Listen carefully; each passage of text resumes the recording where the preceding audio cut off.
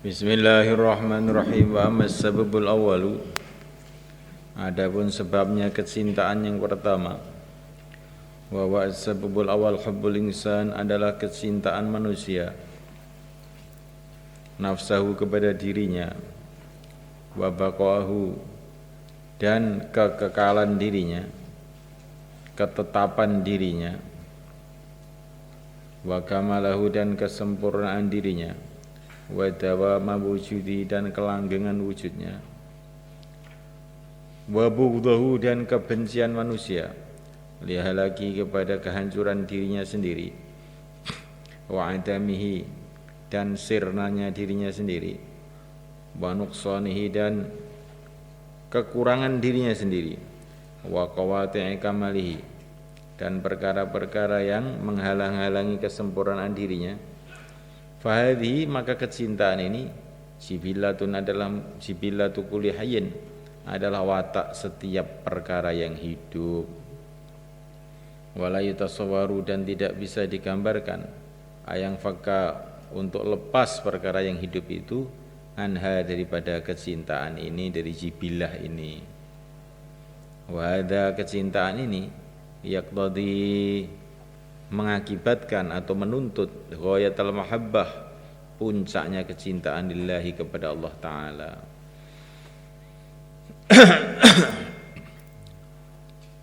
Fa inaman sesungguhnya orang arafa yang dia mengetahui nafsahu dirinya, wa arafa rabbahu dan dia mengetahui Tuhannya, arafa qat'an maka dia akan mengetahui secara pasti anahu bahwasanya la wujuda lahu tidak ada wujud bagi dirinya min dzati dari zatnya dirinya sendiri, wa innama wujudu dzatihi hanyalah wujudnya zatnya dirinya, wa dawamu wujudihi dan kelanggengan wujudnya, wa kamal wujudi dan kesempurnaan wujudnya, minallahi adalah dari Allah, wa ilallahi dan kembali kepada Allah, wa billahi dan dengan pertolongan Allah. Bahwa maka Allah itu al-mukhtari adalah yang menciptakan, al-mujidu mesti bukan maujudu, mujidu, wawunya yang kedua ini enggak ada ya. Bahwa maka Allah itu al-mukhtari adalah yang menciptakan, al-mujidu yang mewujudkan, lahu kepada manusia itu. Bahwa Allah al-mubqi adalah yang menetapkan lahu kepada manusia itu. Wa Allah itu al-mukammilu yang menyempurnakan li wujudi kepada wujudnya manusia itu.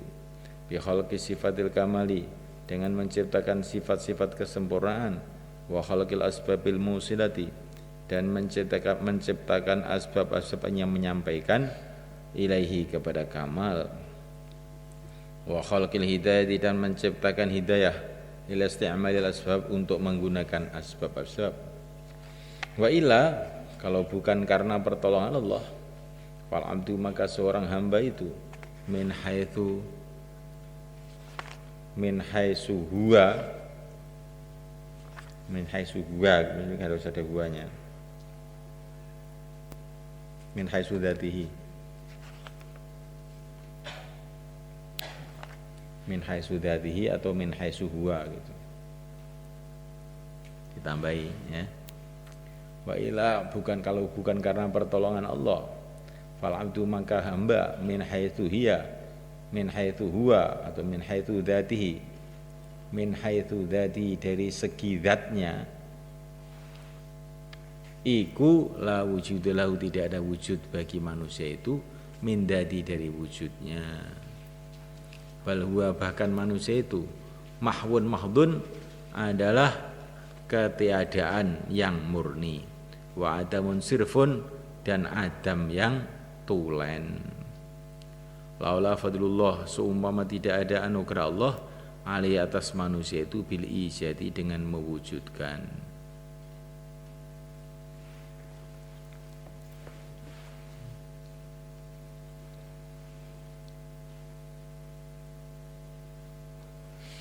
Jadi sudah menjadi watak setiap yang hidup mencintai dirinya sendiri. Kamu lihat toh, kamu itu cinta sama diri kamu sendiri apa enggak? Nah, kenapa kamu itu mandi? Kenapa kamu itu makan? Kenapa kamu itu minum? Karena kamu itu mencintai diri kamu. Kenapa kamu tidur? Ya karena kamu mencintai diri kamu. Kenapa kamu cari ilmu? Karena kamu ingin sempurna, mencintai diri kamu juga kan. Kenapa kamu itu senang kalau dihormati? Karena kamu itu mencintai diri kamu. Maka apa saja yang memuliakan diri kamu, kamu senang.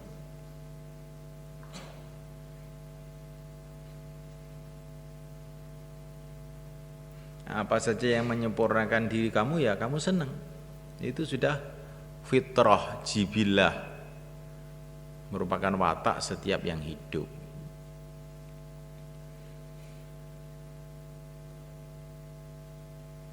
Kenapa kamu senang rumah? Karena rumah itu akan melindungi diri kamu, bukan gitu kan? Kenapa kamu senang kendaraan? Karena mengenakkan diri kamu. Jadi kamu itu sebetulnya senang apa-apa itu kebanyakan karena itu kepentingan untuk diri kamu, untuk supaya bisa tetap tinggal hidup, supaya bisa tambah sempurna, supaya bisa tambah mulia. Itu sudah fitrahnya manusia. Lah, kalau orang itu orang beriman, dia faham bahwa wujudnya dirinya, kesempurnaan dirinya, keenaan dirinya, semuanya itu adalah dari Allah Subhanahu wa taala. Tanpa Allah kamu tidak akan ada. Tanpa Allah kamu tidak akan bisa sempurna. Tanpa Allah kamu tidak akan bisa bertahan ada. Tanpa Allah kamu itu hilang. Nah, berarti kepentingan kamu untuk mengekalkan diri kamu, menyenangkan diri kamu, memuliakan diri kamu itu hakikatnya hanya Allah SWT. Maka kalau orang itu paham, tentu dia akan mencintai Allah melebihi segala-galanya. Ini kesimpulannya gitu loh. Jadi kalau kamu itu mencintai diri kamu, cintailah perkara yang akan mengekalkan, memuliakan, menyelamatkan diri kamu. Kalau kamu paham, itu semua hanya Allah yang bisa. Cuma banyak orang yang tidak paham gitu aja, sehingga mencintai rumah sampai melupakan Allah, mencintai makan sampai melupakan Allah. Padahal tidak ada makanan tanpa Allah, tidak ada rumah tanpa Allah, tidak ada alam semesta ini tanpa Allah. Bahkan tidak ada diri kamu tanpa Allah. Mestinya itu yang kamu cinta itu Allah. Kalau kamu cinta diri kamu sendiri. Yang dimaksudkan Imam Ghazali itu begitu itu. Cuman begini, ini perlu diulang-ulang. Diulang-ulang, direnungi, diulang-ulang, direnungi, diulang-ulang, direnungi. Nanti lama-lama paham itu. Kalau kamu hanya sekilas saja, ya enggak paham. Kalaupun paham, enggak tertanam dalam hati. Ya karena kita ini kan sudah terbiasa apa-apa orang tua, Pak, Mbok, Pak, Mbok, Pak, Mbok, ya. Maka kamu tuh merasa penting sekali dengan ayah dan ibu itu. Sehingga sudah ngaji 10 tahun pun tahu-tahu datang, Pak Kiai saya mau pulang. Kenapa? Ayah dan ibu saya tidak mau ngirim uang lagi. Ya saya pulang. Oh iya, silakan.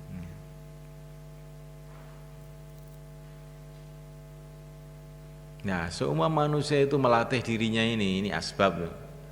Bahwa hakikatnya itu bukan ayah ibu kamu, yang paling penting itu Allah SWT. Ayah kamu dan ibu kamu itu cuma digerakkan oleh Allah untuk ngurus kamu. Maka kamu itu apa-apa akan ingat pada Allah, ingat pada Allah, ingat pada Allah. Ini tauhid kita ini masih anu gitu loh. Apa itu, dicampuri oleh waham, dicampuri oleh kesalahpahaman. Jadi kita ini tanpa sadar itu ada perkara-perkara seolah-olah itu dari Allah, ada perkara-perkara itu dari makhluk. Nah, ya ini mengganggu tauhid kita ini. Kita secara otak itu juga sudah paham, kulun min indillah, semua makhluk dari Allah. Hakikatnya kita ini semua hanyalah perlunya itu hanya kepada Allah. Itu kan di otak sini, tapi di hati itu tidak begitu itu. Nah, kalau ayah saya sudah nggak ngirim duit ya gimana saya mau bisa hidup? Ya pulang saja kerja. Ya dah. Maka sebetulnya itu hati kita ini masih tertutup oleh kesalahpahaman. Saya tidak mengatakan syirik itu kita ya. Masih tertutup dengan kesalahpahaman karena apa? Karena kebiasaan. Jadi orang itu terbelenggu dengan kebiasaan. Yang kebiasaan itu dikira menjadi kepastian. Seperti pondok ini habis maghrib sudah menyiapkan nasi, makanan ya. Sudah berjalan berminggu-minggu, berbulan-bulan, bertahun-tahun. Maka lama-lama kamu itu tanpa sadar itu nanti habis maghrib mesti makan. Baru maghrib mangan, mesti jadi panganan ini. Padahal kan sebetulnya tidak pasti itu. Nah kalau nggak ada yang masak tidur apa ya mateng. Itu kalau bicara asbab. Kalau kamu itu imannya sudah naik, kalau Allah tidak menggerakkan mereka untuk masak apa ya mateng. Ya. Tapi karena kebiasaan tadi kita nggak berpikir sampai situ. Sudah terbiasa bertahun-tahun, berpuluh-puluh tahun, bahkan beribu-ribu tahun. Jam 6 terbit matahari. Maka kita ini susah membayangkan jam 6 enggak terbit matahari itu susah. Padahal kan bukan pasti itu. Bukan pasti itu terbit matahari jam 6 itu. Nah kalau Allah SWT tidak menggerakkan dia untuk terbit, apa terbit? Bahkan kalau Allah tidak menciptakan matahari, apa ya adat matahari? Ya, tapi karena sudah terbiasa bertahun-tahun mulai kita lahir ya begitu itu, maka itu akhirnya jadi semacam satu kepastian, padahal itu bukan kepastian.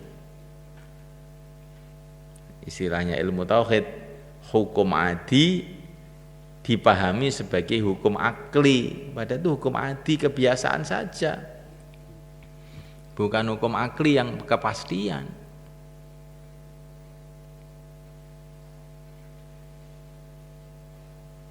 Nah di sini ini loh. Nah.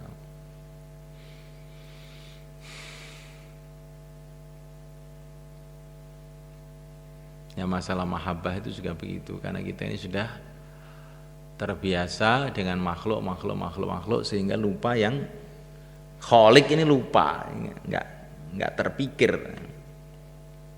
Kita harus latihan kholik makhluk ini ada kholiknya, makhluk ada kholiknya. Ada asbab, ada robul asbab. Ada makhluk, ada kholik.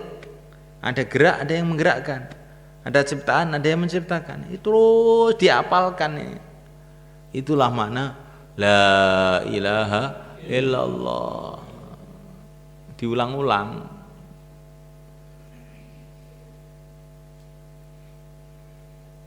Ini nanti kalau sudah tertanam dalam hati, Masya Allah.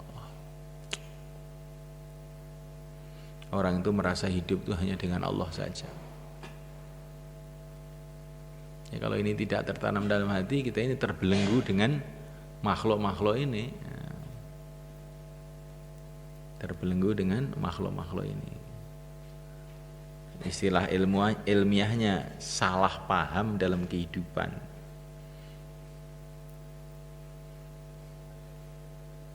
salah paham. Skaklarnya itu di sini, kamu kira skaklarnya di luar sana. Kamu pijet-pijet sampai tangan kamu cepot ya nggak akan hidup tuh lampu. Gara-gara apa? Salah paham. Jakarta itu jalannya itu ke barat, tapi kamu salah paham, kamu kira ke timur, terus ngijrit ke timur terus sampai Jakarta, ya enggak.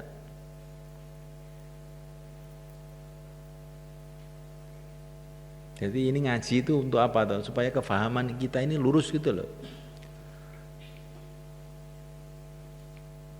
Jadi kalau kamu tuh mencintai makhluk terus sampai lupa kepada Khalik, itu seperti kamu itu anak muda itu melihat foto, cinta sama fotonya sampai lupa dengan orangnya itu. Padahal foto itu kan nggak ada apa-apanya, itu cuma kertas saja. Foto itu disayangi karena ada yang dipoto. Yang dipoto itu orang. Itu kalau orang bumi. Tapi kalau orang ahli tauhid, orang itu disayangi karena apa? Karena dia ganteng. Ganteng itu karena apa? Karena digantengkan oleh yang maha indah, oleh Allah SWT. Yang kamu cintai itu Allah, jangan kamu orangnya. Nah gitu loh nunya itu. Ini matematik ini. Kalau nggak begitu tuh salah paham. Seperti kamu 1 + 1 = 10 begitu.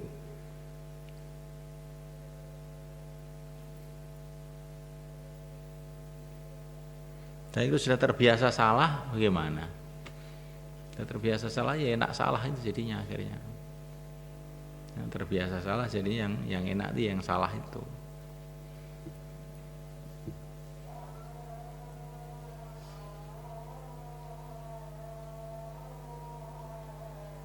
Allah barzuqna hubbaka wa hubba man yuhibbuka wa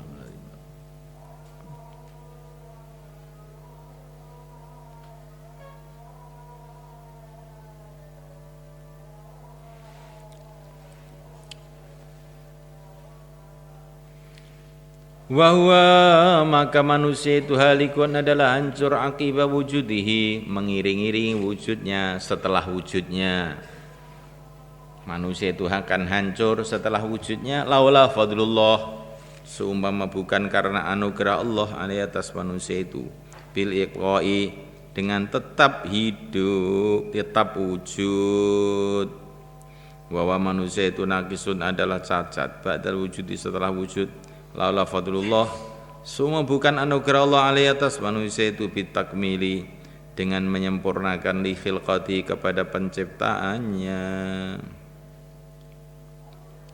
Wabil jumlati, dan secara ringkas, falaisa maka tidaklah fil wujudi dalam wujud syai'un lahu binafsi qiwam. Falaisa maka tidak ada fil wujudi di dalam wujud syai'un apapun lahu yang baginya binafsi dengan dirinya sendiri kiwamun ada kemandirian. Tidak ada dalam wujud ini sesuatu yang ada kemandirian dengan dirinya sendiri. Ilal qayyum, kecuali zat yang qayyum, yang mengatur segalanya, yang mendirikan segalanya. Al hayyu, yang hidup, alladzi wa qaimun bidzati, yang dia itu adalah berdiri dengan zatnya sendiri. Ringkasnya dalam wujud ini tidak ada perkara yang mandiri kecuali Al Hayyul Qayyum, yang hidup, yang mendirikan semua yang hidup, yang mendirikan semua yang wujud. Al Qayyum itu dari Qaim, itu Qayyum, yang memberdirikan semua yang wujud ini, yang mengadakan atau yang mengatur. Qayyum itu maknanya. Maka di antara sifat Allah adalah qiyamuhu binafsihi, berdiri sendiri. Makhluk semuanya enggak ada yang berdiri sendiri. Semua makhluk enggak ada yang berdiri sendiri. Semua makhluk itu didirikan oleh Allah. Wa kullu ma, segala suatu siwa yang selain Allah, qaimun bihi, adalah berdiri dengan Allah. Fa in habba bila mencintai al-arifu, orang yang arif mencintai dzatahu dirinya sendiri, wa wujuda dzati dan wujudnya dirinya sendiri, wa wujudu dzatihi sedangkan wujudnya zatnya mustafatun adalah diambil faedah min ghairihi dari selainnya, fa bidurrati maka dengan secara pasti yuhibbu al-mufida orang arif itu mencintai yang memberi faedah li wujudi kepada wujudnya, wal mudhimalah dia yang kekalkan lahu kepada wujudnya, in harafahu khaliqan mujidan kalau dia itu sudah mengenal mufid li wujudihi itu mengenal Allah maksudnya, khaliqan mujidan sebagai khalik yang mewujudkan, wa mukhtari'an yang menciptakan, mubqiyan yang mengekalkan, wa qayyuman binafsihi yang berdiri dengan zatnya sendiri, wa muqawwiman li ghairihi dan yang mendirikan kepada selainnya, kepada makhluknya. Fa in kana bila adanya orang itu la yuhibbu tidak mencintai Allah sedangkan Allah itu yang menciptakan dirinya, fa walijalihi maka ketidakada cintaannya itu lijali adalah karena kebodohannya, binafsi dengan dirinya, babi robi dan karena kebodohannya dengan Tuhannya, wal mahabbatu maka kecintaan itu thamratul ma'rifah adalah buah daripada perkenalan seorang hamba kepada Tuhannya, fatan adimu maka hilanglah mahabbah itu binaidamiha dengan hilangnya ma'rifah, wa tad'ufu dan jadi lemahlah mahabbah itu bidha'fiha dengan lemahnya ma'rifah, wa taqwa dan jadi kuat bikuwatiha dengan kuatnya ma'rifat. Walidzalika qala Al-Hasan Al-Bisri rahimahullah taala man arafa rabbahu, ini sayyidut tabi'in Hasan Al-Bisri, yang paling baik itu Al-Bisri bukan Al-Basri, ini termasuk sama'i, ini masuk sama'i. Jadi Basrah maksudnya ya Hasan Al-Basri itu mestinya nisbat kepada Basrah, tapi sudah menjadi sama'i Hasan Al-Bisri.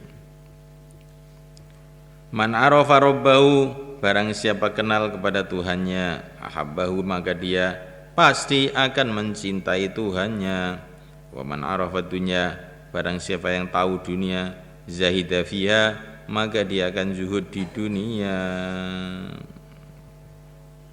Kalau orang itu cinta, kalau orang itu tahu Tuhannya pasti mencintai.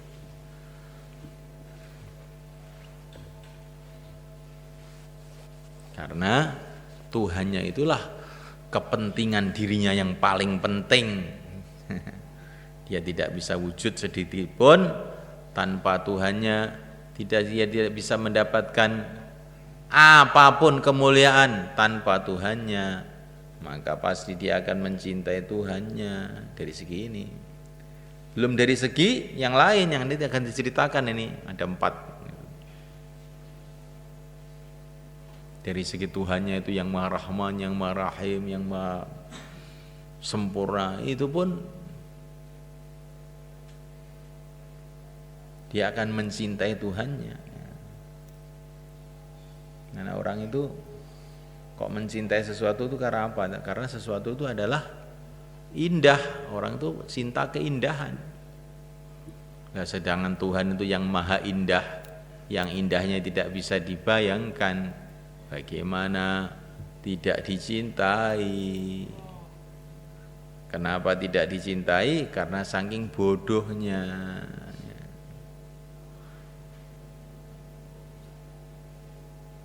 Kenapa kamu mencintai intan, tidak mencintai batu? Karena kamu anggap batu itu indah, intan itu indah.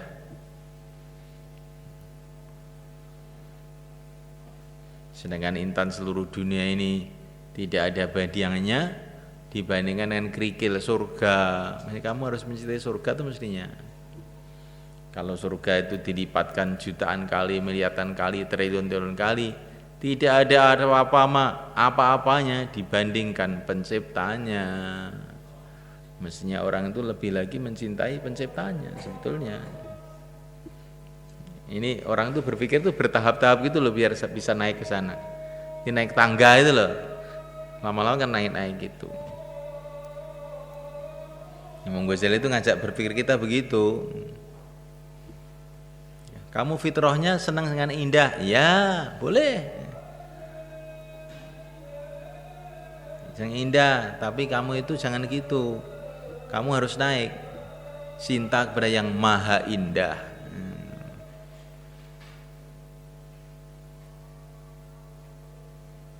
Kamu suka dengan apa yang menyenangkan diri kamu. Tidak ada yang bisa menyenangkan selain Allah. Mencintai Allah, jangan mencintai yang lain. Gitu loh monggo. Jadi kan ini akli sekali itu loh. Sangat masuk akal sekali itu. Maka dikatakan Mu'jiz itu hujjatul Islam karena dia ini perkataannya itu semua itu sangat bisa diterima oleh akal gitu. Enggak ada yang bulat gitu loh. Jelas itu Imam Ghazali itu ceritakan apa-apa itu.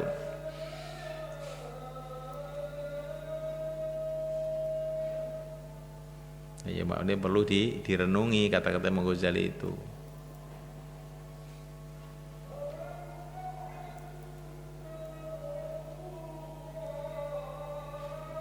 Dulu ayah saya cerita sama saya punya guru namanya Ki Ihsan Jampes Kediri itu. Kalau baca Ihya itu paling 3 baris, 4 baris, terus direnungi. Kadang-kadang nggak bisa ngaji lagi sebelum 3 hari, 4 hari baru bisa ngaji lagi. Nanti 5 baris itu direnungi sampai sudah nggak ingat apa-apa, sampai seminggu kadang baru bisa ngaji lagi. Kamu renungi ini. Kamu renungi nanti kan indah sekali kata-kata Imam Ghazali itu. Dan menggiring kepada yang maha indah.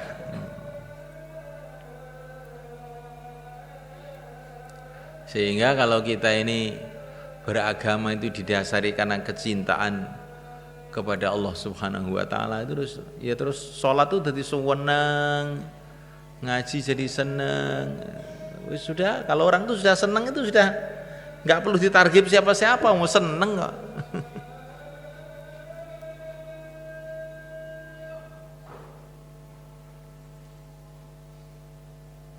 Ya, seperti kalau orang itu sudah seneng nasi, seneng sambal begitu tuh. Ya. Sudah nggak usah disuruh ya sudah nyari sendiri.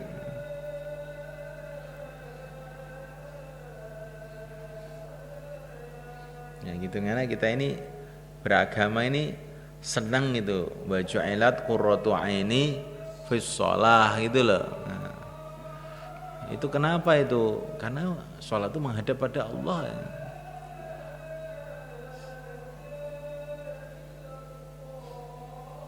Ya, sholat kita masih merasa berat, tahajud merasa ngantuk, saking gobloknya kita ini. Kita ini gobloknya sudah nggak karu-karuan. Seorang hamba yang nggak punya apa-apa disuruh menghadap pada Allah yang Ar-Rahman Ar-Rahim, yang punya segala-galanya kok ngantuk. Karena ya goblok. Gobloknya itu sudah nggak ketulungan itu. Ya perasaannya pinter, loh repot toh. Nah kalau orang goblok perasaannya pinter tuh lo kapan jadi pinternya itu? Ya tambah hari tambah goblok terus. La haula wala quwata illa billah. Kita ini sudah pinter, sudah hafid Quran, kuburo qiraah sab'ah. Ya enggak? Itu yang pinter lesannya. Nah saya ini fikih minhaj juga hafal, paham itu. Itu yang pinter otaknya namanya. Ya kalau sholat tuh saya senang. Ya sudah mulai pinter hatinya kamu sekarang. Mulai pinter hatinya. Ya itu aja.